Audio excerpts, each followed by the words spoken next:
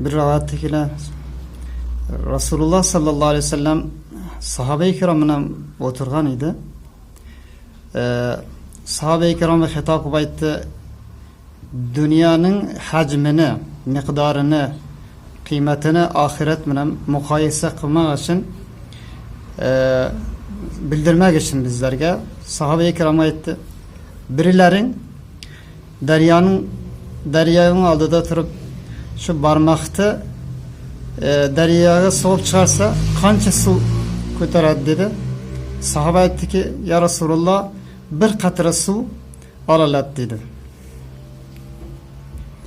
Resulullah sallallahu aleyhi ve sellem aytdi ki, dünya hayatı, dünya tamamı kadir kıymeti bilan qancha musobaqa beramiz, taputarash qilamiz, zahmat qilamiz, ahiretning muqobiliga, ahiretning ne'matlarining muqobiliga şu bir qatradek daryo bilan muqoyisa qiling dedi.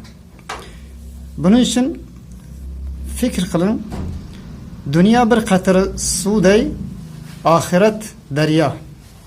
Şu bir qatra suvni, bir qatra suv dünya hayatını eğer islah qilib, qiymatli qilsak, amali solih qilsak, iymonlarimizni qaviy qilgan bo'lsak, ahiretimiz bir derya kadar bandazeyi kulli deryayı ahirette kasb qilgan bo'lamiz, qo'lga kelgan bo'lamiz.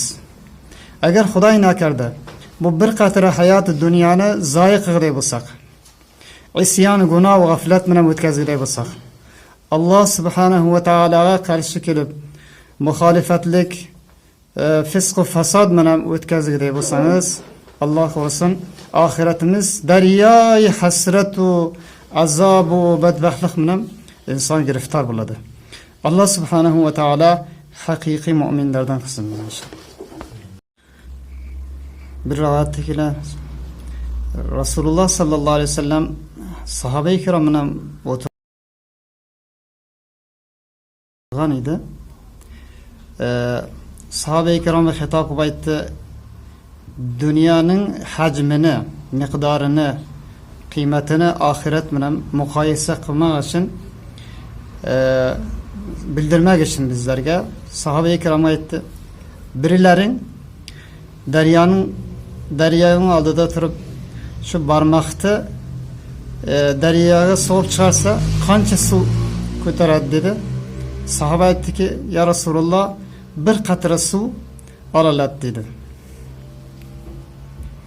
Resulullah sallallahu aleyhi ve sellem etti ki, dünya hayatı, dünya tamamı kadir kıymeti bilan qancha musobaqa beramiz, taputarash qilamiz, zahmat qilamiz, ahiretning muqobiliga, ahiretning ne'matlarining muqobiliga şu bir qatradek daryo bilan muqoyisa qiling dedi. Bunun için fikr qilin, dünya bir qatra suvday, ahiret daryo. Şu bir qatra suvni, bir qatra suv dünya hayatını eğer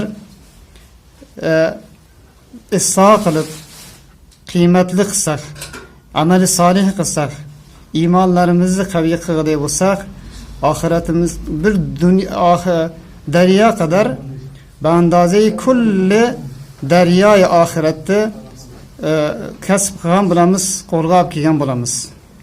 Agar Xudoy nakarda bu bir qatra hayot dunyoni zoyi qilgan bo'lsak, isyon, gunoh va g'aflat bilan o'tkazgan bo'lsak, Alloh subhanahu va taologa qarshi kelib muxolifatlik, fisq va fasod bilan o'tkazgan bo'lsangiz, Alloh korusun, ahiretimiz derya-i hasretu, azabu, bedbahtlik bilan inson giriftar bo'ladi.